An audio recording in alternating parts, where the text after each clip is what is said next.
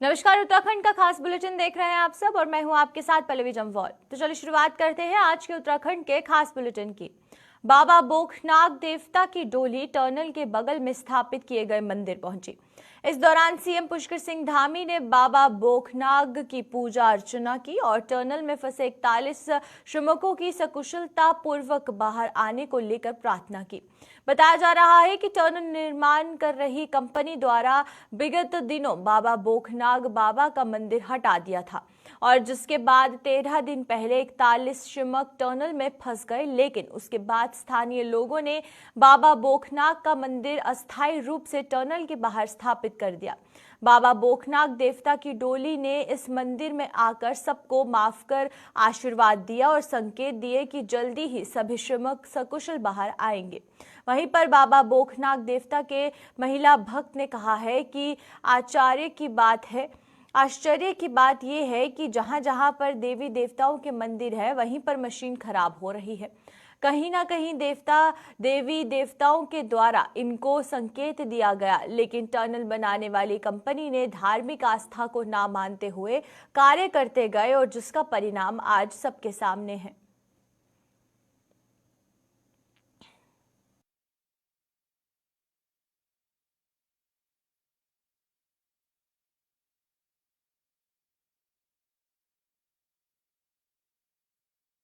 साथ में और मेरे से जितना हो बनेगा मैं मजदूरों को नुकसान नहीं पहुंचाऊंगा। आप लोग क्या चाहते हैं? हम भी यही चाहते हैं कि भगवान बोखनाग सब मजदूरों को सुरक्षित बाहर निकाल दे और सभी माँ बहनें यहाँ पे भाई लोग सब आ रखे हैं, यही विनती करके आ रहे हैं कि सब मजदूरों को बाहर सुरक्षित निकाला जाए। और जितने हमारे यहाँ देख रहे हैं कि बहुत दूर दूर से यहाँ मशीनें आ रखी है, कहीं पे कोई मशीन खराब हो गई, कहीं पे यही तो देवता का प्रकोप होता है और क्या है। नहीं तो नीचे से तो मशीन सुरक्षित आ रही, रास्ते में ऐसे क्या हो रहा है। और जहाँ जहाँ इन देवताओं का स्थान है वहीं मशीन भी खराब हो रही है। नीचे यहाँ पे भी हमारे विश्वरायण का स्थान है, वहाँ पे एक मशीन खराब हुई, फिर आधा रास्ते में दूसरी मशीन खराब हुई। इसका मतलब यही तो है कि हमारा देवी देवता का यहाँ पे बहुत मान्यता है। तो ये देवता जैसे आज कह दिया तो क्या लग रहा है आपको? क्या? हाँ, हमको तो अपने बाबा बोखनाग पे पूरा विश्वास है। कब तक निकलेंगे ये लोग? निकल जाएंगे, शाम को निकलेंगे, कल निकलेंगे, पर निकल जाएंगे। जब उसने दम दे दिया तो पूरा भी कर ही देगा अपना वादा। चलिए। क्या नाम है आपका? और आज देवता की डोली स्वयं यहाँ आई है, क्या है ये? देवता की डोली ब्रह्मांड से ग्राम की ओर जा रही है, क्योंकि 22 मई 24 नवंबर को हमारा मेला लगता है। ये सारी भूमि श्री वासुदेव की आती है और हम यहीं के लोकल निवासी हैं। और ये कहना है कि देवता नहीं चलेगा तो देवता पूछा था ये काम वो सफल हो, लेकिन जो है हमें स्थान दिया जाए, हमारा अनादर न किया जाए, बल्कि हमारा जो मंदिर है बड़ा नहीं छोटा नहीं, हमारा मंदिर बनना चाहिए। ये कहना चाह रहे हैं।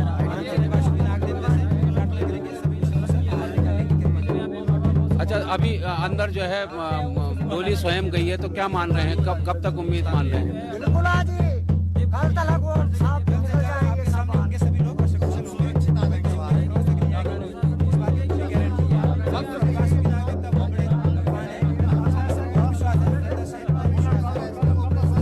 अच्छा पंडित जी, क्या मान रहे हैं आप? क्या कहना चाहेंगे?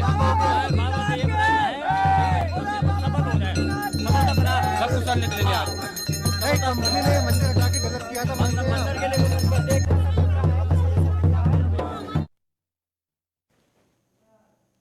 उत्तरकाशी सिलक्यारा टनल में फंसे 41 श्रमिकों का रेस्क्यू दुनिया का चौथे नंबर का रेस्क्यू ऑपरेशन बन गया है और इससे पहले सबसे बड़ा रेस्क्यू ऑपरेशन 2010 में दक्षिण अफ्रीका देश की चिली में हुआ था, जब 5 अगस्त 2010 में एक सोने की खदान में 33 श्रमिक फंस गए थे और उन्हें 19 दिनों तक कुशल बाहर निकाला गया था। और वहीं पर दुनिया का दूसरा सबसे बड़ा रेस्क्यू 2018 में थाईलैंड में किया गया था, जो कि 23 जून 2018 को अचानक बाढ़ आ गई थी, जिससे कि जूनियर फुटबॉल टीम ने के 12 खिलाड़ी और एक कोच सुरंग में 9 दिनों तक फंस गए थे। और वहीं पर तीसरा रेस्क्यू ऑपरेशन 2006 में ऑस्ट्रेलिया में तेजमोनिया में 25 अप्रैल 2006 को भूकंप आने की वजह से कई इमारतें जमींदोज हो गई थी और जिसमें कि 2 लोग अंदर दब गए थे और जिनको 14 दिन का वक्त रेस्क्यू करने में लगा था।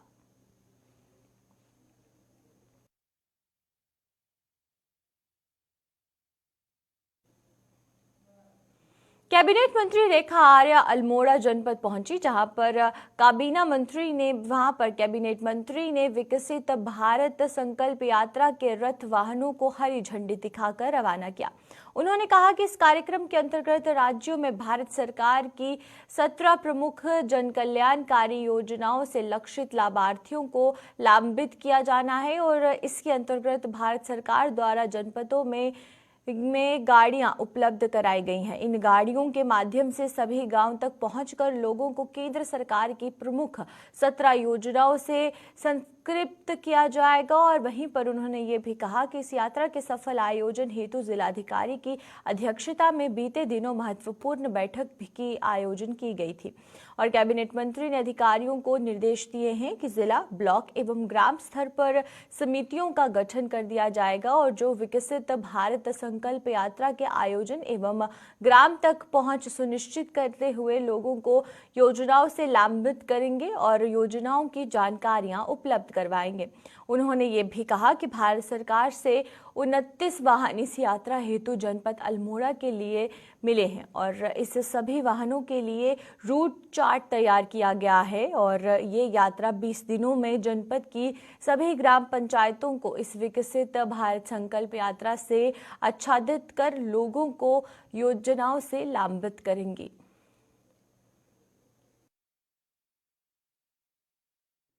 भारत की संकल्प के निमित्त एक रथ यात्रा को आज हरी झंडी दी गई है। जनपद अल्मोड़ा को ऐसी 29 रथ प्राप्त होने जा रहे हैं, जिसमें एक रथ प्राप्त हुआ है जिसकी शुरुआत आज कर दी गई। विकसित भारत संकल्प यात्रा में अब तक में प्रधानमंत्री मोदी जी के द्वारा देश के गरीबों के लिए जितनी कल्याणकारी योजनाएं बनाएगी, उनके द्वारा जो गारंटी दी गई, वो किस प्रकार से लोगों को अब तक में फायदा पहुंचाया है, उन तक वह बात पहुंचाना, साथ साथ में इस प्रकार से अभी भी कोई यदि शेष वंचित रह गया है तो उनको योजनाओं से जोड़ना।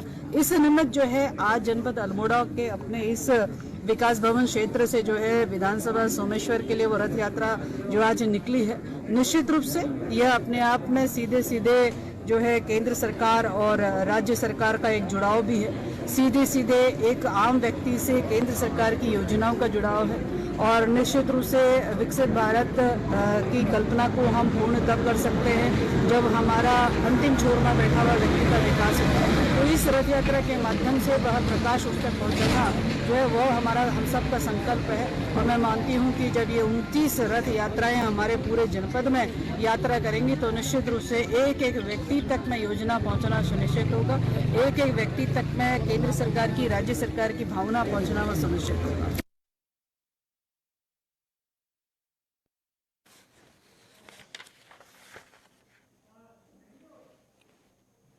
ये बंद होगी।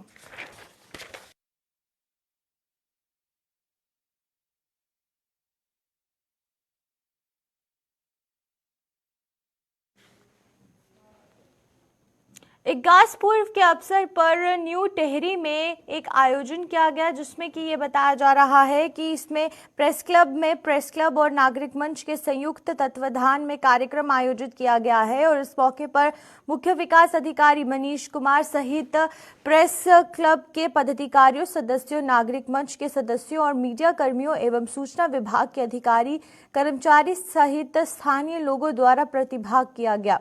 कार्यक्रम का शुभारंभ मुख्य विकास अधिकारी द्वारा विधिवत पूजा एवं दीप प्रज्वलित कर किया गया और इस मौके पर सभी गणमान्यों द्वारा दीप प्रज्वलित कर एक दूसरे को गास की शुभकामनाएं दी गई। स्थानीय व्यंजन से मुंह मीठा किया गया तथा बेहद प्रचलित प्रथा भेला पूजा कर भेलो खेल कर लोक नृत्य किया गया।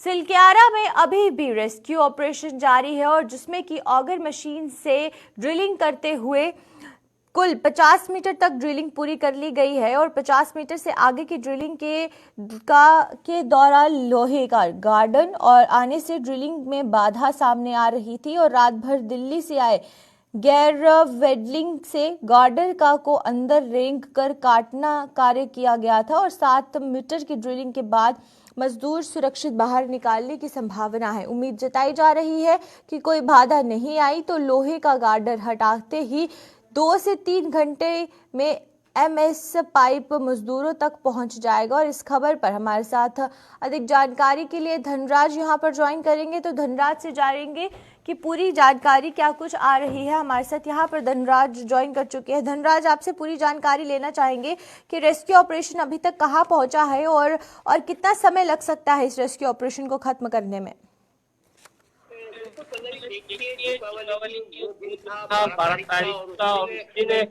न कहीं ये बड़ा हादसा देखने को मिला था कि 41 जिंदगियां जो है वो सुरंग में फंस गई थी और अभी भी वो जिंदगियां सुरंग में फंसी हुई हैं। अभी तक उनको निकाला नहीं गया है, लेकिन जो रेस्क्यू अभियान है वो लगातार वहाँ पर जारी है। और आप देख सकते हैं कि किस तरीके से मशीनें वहां पर काम कर रही है, क्योंकि विफलता जरूर मशीनों को शुरुआती दौर में मिली थी, लेकिन अब जो अमेरिकी ओनर मशीन लगाई गई है ड्रिलिंग मशीन, वो कहीं ना कहीं अपना कार्य करती हुई नजर आ रही है। हालांकि बताया जा रहा है कि सिर्फ 7 से 8 मीटर का ही हिस्सा रहा है कि इसमें अभी ड्रिलिंग होनी है और पाइप डालना है, क्योंकि अभी देखा गया कि जो ड्रिलिंग मशीन है उसमें भी थोड़ा दिक्कतें आई थी और उसको सही कर दिया गया है और आज दोबारा से फिर वो अभियान शुरू किया गया है रेस्क्यू का और जल्द ही माना जा रहा है कि आज शाम तक जो 41 मजदूर अंदर फंसे हैं उनको बाहर निकाल लिया जाएगा। हालांकि जो सरकार है, चाहे केंद्र सरकार की बात करें या राज्य सरकार की बात करें, तो लगातार अपने घर से इस तरह को बनाए हुए हैं और लगातार अधिकारियों को निर्देश भी देते हुए नजर आ रहे हैं, क्योंकि आप देखिएगा कि मुख्यमंत्री पुष्कर सिंह धामी खुद टनल के पास में जमे हुए हैं। उन्होंने वहां पर कैंप कार्यालय भी अपना स्थापित किया है और जल्दी माना जा रहा है कि 41 जो जिंदगियां अंदर फंसी है उनको निकाल लिया जाएगा। बिल्कुल, आपसे धनराज ये जानना चाहेंगे कि ये भी बताया जा रहा है कि इससे पहले यहाँ पर बोखनाग का जो मंदिर था वो स्थापित था और कार्य शुरू करने से पहले उसे तोड़ा गया था और वापस स्थापित करने की बात कही गई थी, तो अब वहां पर मंदिर स्थापित किया गया है, तो उसको लेकर कंपनी या फिर किसी की तरफ से कोई इस तरीके की बयान सामने आया या गांव वासियों ने क्या कहा इसको लेकर? बिल्कुल, देखिए पल्लवी, एक धार्मिक के हिसाब से देखा जाए तो वहाँ पर एक पहले से ही मंदिर था भूतनाथ का और वो मंदिर को तोड़ने के बाद ही सुरंग बनाई गई थी। तो कहीं ना कहीं ये भी लोगों का मानना है कि उसी के कारण कहीं ना कहीं जो देवता है वो नाराज हुए हैं और उसके कारण ये बड़ा हादसा देखने को मिला है। हालांकि अब दोबारा से वो मंदिर वहां पर स्थापित किया गया है और वहां पर पूजा अर्चना भी की जा रही है, क्योंकि कहा जाता है कि जहां पर दवा काम ना है तो वहां पर दुआ काम आती है। तो उसी को देखते हुए वहां पर लगातार आप देखेगा कि जो गाँव वासी है या फिर मंत्री हैं या फिर बड़े अधिकारी हैं वहां पर पूजा अर्चना करते हुए भी नजर आ रहे हैं और जो 41 जिंदगियां अंदर फंसी हैं उनको बाहर निकालने के लिए प्रार्थना कर रहे हैं। बिल्कुल, एक आखिरी सवाल आपसे यहाँ पर मेरा ये रहेगा धनराज कि जिस समय ये रेस्क्यू ऑपरेशन शुरू हुआ था तो जो साथी मजदूर थे वो बाहर बैठकर प्रदर्शन करते हुए नजर आ रहे थे। उनका कहना था कि उनके साथियों को जल्द से जल्द बाहर निकाला जाए, तो क्या अब इस तरीके का कोई भी प्रदर्शन वहां पे किया जा रहा है? बिल्कुल पल्लवी, देखिए जिस तरीके से 41 मजदूर अंदर फंसे थे तो जो उनके साथी थे वो कहीं ना कहीं प्रदर्शन करा था और धरना प्रदर्शन पे वो बैठे थे और लेकिन जिस तरीके से उनकी मांग थी कि मजदूरों को जल्द से जल्द बाहर निकाला जाए, उसके लिए लगातार सरकार, चाहे केंद्र सरकार हो या फिर राज्य सरकार, लगातार प्रयासरत है और के लिए लगातार जो टीमें हैं वो रेस्क्यू टीम लगी हुई है और जल्दी उनको निकाल लिया जाएगा। तो उसके देखते हुए अब देखा जाए तो अभी कोई ऐसा इस तरह का कोई प्रदर्शन वहाँ पे नहीं है, क्योंकि सभी मजदूरों को समझा दिया गया था कि वो किस तरीके से उनको बाहर निकालेंगे। जी चलिए, बहुत बहुत शुक्रिया आपका हमारे साथ जुड़ने के लिए धनराज और तमाम जानकारी देने के लिए। तो ये थे हमारे साथ धनराज गर्ग और वहीं पर आपको हम तस्वीरें दिखा रहे हैं सिलक्यारा टनल की। अभी भी यहाँ पर रेस्क्यू ऑपरेशन जारी है और अब ये बताया जा रहा है कि अगर ये हर्डल जो है वो हट जाता है तो उसके बाद 2 से 3 घंटे में ये जो रेस्क्यू ऑपरेशन है ये खत्म हो जाएगा।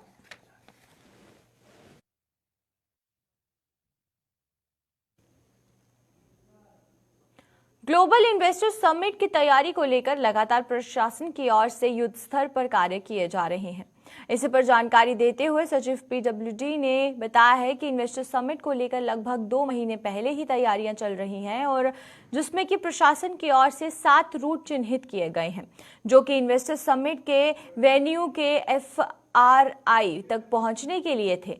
और वहीं पर इन सभी रूटों पर चक्राता रोड को छोड़कर लगभग सभी रूटों पर पीडब्ल्यूडी की ओर से कार्य पूरा कर लिया गया है। और इसके अलावा उन्होंने बताया कि कोई खुदाई या फिर नया काम पीडब्ल्यूडी की ओर से शुरू नहीं किया जा रहा है। लगभग सभी कार्य पूरे कर लिए गए हैं। और इसके अलावा उन्होंने ये भी बताया कि साइनेजेस और साथ ही साथ डिवाइडर पर भी पुताई का काम किया जा रहा है जिसमें कि नगर निगम और MDDA का भी सहयोग पीडब्ल्यूडी को मिल रहा है। हालांकि इस पर मुख्यमंत्री द्वारा निर्देश दिया गया है कि ये सब कार्य भी समय से पहले पूरा कर लिया जाए।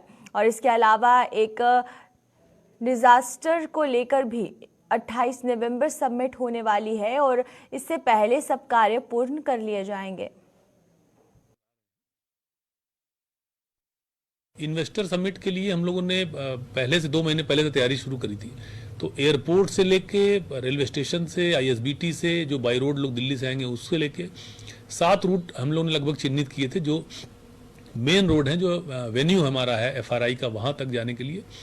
और जो VVIPs आएंगे जैसे माननीय प्रधानमंत्री जी या महामहिम राष्ट्रपति जी, माननीय मुख्यमंत्री जी, राज्यपाल महोदय, इन सभी लोगों का जो रूट है वो सारे रूट पे हम लोगों ने काम कंप्लीट कर लिया है। एक चक्राता रोड है जिस पे काम चल रहा है, बाकी सारे रोड पे हमने कर लिया है। कुछ छोटे मोटे इश्यूज अभी इसी रोड पे आ रहे हैं, उस पे भी मेरे द्वारा निर्देश दिया गया है कि 30 तारीख तक हर हालत में वो काम कंप्लीट कर लिया जाए। कोई नया काम, कोई नई खुदाई या नया कोई काम शुरू नहीं कर रहे हैं हम लोग। पूरा जो पिछला काम था वो हम लोग ने पूरा कर लिया है। कहीं कहीं पे साइनेजेस अभी लगाए जा रहे हैं, कहीं पे डिवाइडर पे पुताई का काम है वो चल रहा है। इसमें हम लोग MDDA और नगर निगम की भी हमें इसमें सहयोग मिल रहा है, वो लोग भी अपना काम कर रहे हैं। तो इस पे भी कल माननीय मुख्यमंत्री जी ने ये निर्देश दिया है कि ये भी काम टाइम से पूरा किया जाए। एक डिजास्टर की भी एक समिट हो रही है स्टेट में जिसमें काफ़ी सारे लोग 600 लोग लगभग आ रहे हैं, तो वो 28 तारीख से है। तो उससे पहले उन्होंने निर्देश दिया है कि जो महत्वपूर्ण सड़कें हैं उसको पूरा किया जाए। और मुझे उम्मीद है कि हम लोग 28 से पहले इसको कर लेंगे। जहाँ पे भी सफ़ेद पट्टी, जो थर्मोप्लास्टिक पेंट की पट्टी लगाना होता है या कहीं पे कैट्स आई लगाना होता है, साइनेजेस लगाना होता है, ये इसका काम भी चालू कर दिया गया है। और मुझे उम्मीद है कि हम इसको 28 से पहले कर लें। इन्वेस्टर समिट नगर आयुक्त मनोज गोयल ने नगर निगम के सफाई कार्यों के निरीक्षण के लिए नामित नगर निगम के नोडल अधिकारियों के साथ बैठक की। बैठक में नगर आयुक्त ने अधिकारियों को कई निर्देश दिए। नगर आयुक्त ने सभी अधिकारियों को अपने अपने वार्डों में तैनात सफाई निरीक्षकों को और साथ ही साथ सुपरवाइजरों को विशेष सफाई अभियान चलाने के लिए निर्देशित किया है। नगर आयुक्त मनोज गोयल ने बताया है कि नगर निगम का विशेष प्रयास है कि शहर की सफाई व्यवस्था दुरुस्त हो और इसके अलावा अधिक बेहतर किए जा रहे हैं।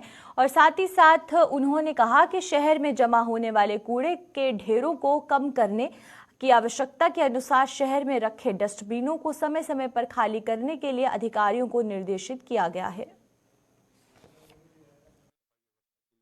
विभिन्न वार्डों में डिस्ट्रीब्यूट करते हुए नोडल नामित किया गया है और उनको निर्देश है कि वो प्रतिदिन अपने क्षेत्र की सफाई व्यवस्था का पूरा मौका मुआयना करेंगे।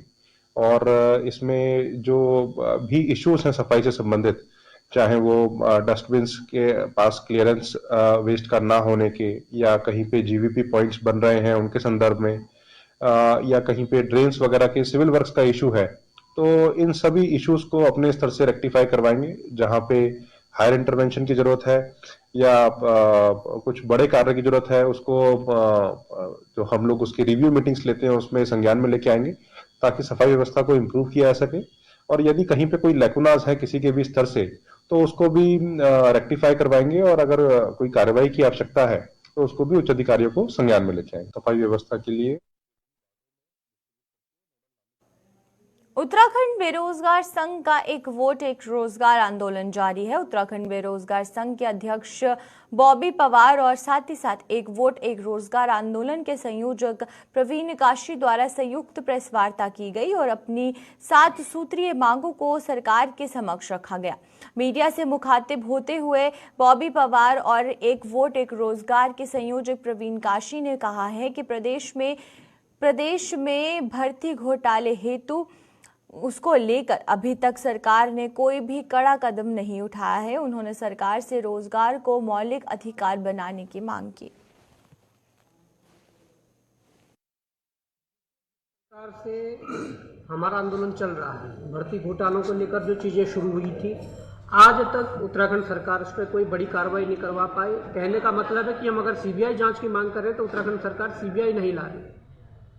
परंतु मैं ये कहना चाहता हूँ कि देश के भीतर कोई भी नौजवान, कोई भी नेता अगर रोजगार की बात करता है, बेरोजगारों की बात करता है, उनके साथ हम खड़े हैं। और जिस प्रकार से रोजगार को मौलिक अधिकार बनाने की बात है, इस मांग को हम अपने मांगों के साथ सम्मिलित करते हुए हम भी इस मांग को गांव-गांव तक पहुंचाएंगे। एक वोट एक रोजगार का जो आंदोलन है, इसे गांव-गांव तक पहुंचाएंगे और रोजगार जो मौलिक अधिकार बनाने की बात है, गांव-गांव तक पहुंचाएंगे। हमने जो है मौलिक अधिकार के लिए एक बिल जो है बनाया है और वो बिल जो है तमाम जो अर्थशास्त्री देश के बड़े बुद्धिजीवी सबसे मिल करके जो है वो ड्राफ्टिंग हो रही, और वो जो ड्राफ्टिंग है हम लोग इसमें सत्र से पहले जो है सौंप देंगे। तो वो ड्राफ्टिंग एक एक इंसान के प्रति देश की अकाउंटेबिलिटी की बात करता है, और ये हम कोई नया नहीं है। इस देश में देश आज़ाद होने के बाद जयप्रकाश नारायण का जब आंदोलन हुआ उस समय ये बात प्रमुखता से उठी, पर चूंकि दुर्भाग्य कहा जाए इस देश में रोजगार की बात को सिर्फ सरकारी नौकरियों तक सीमित कर दिया गया। और आज स्थिति ये है, जैसे जैसे टेक्नोलॉजी बढ़ी है ना, तकनीक बढ़ता गया, वैसे वैसे काम घटते गए। और अभी पहले तो ब्लू कॉलर जॉब जो मजदूरों की नौकरी थी वो कम हुआ है ना।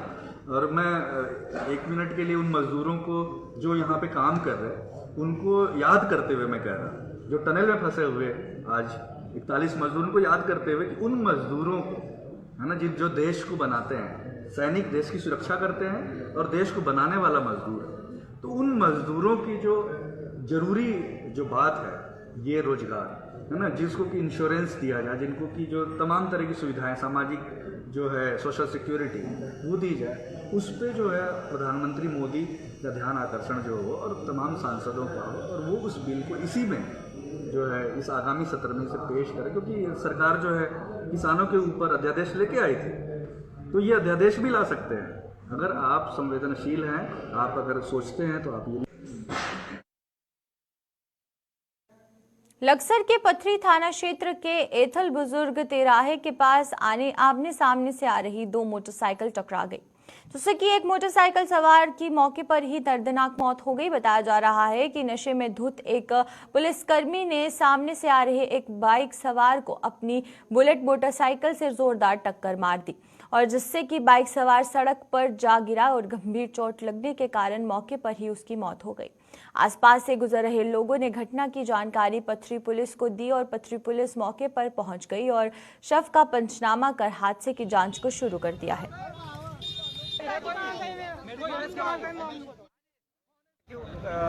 व्यक्ति की मृत्यु होने के उपरांत उनके परिजन आक्रोशित थे, जिनको समझाया बुझाया गया है और उन्हें आश्वस्त किया गया है कि प्रभावी विधिक कार्रवाई अमल में लाई जाएगी। संबंधित के विरुद्ध व्यवस्था में विश्वास रखें और जो भी वो तहरीर देंगे उस पर अभियोग पंजीकृत किया जाएगा, अग्रिम विधिक कार्रवाई अमल में लाई जाएगी। सर एडीके जी आप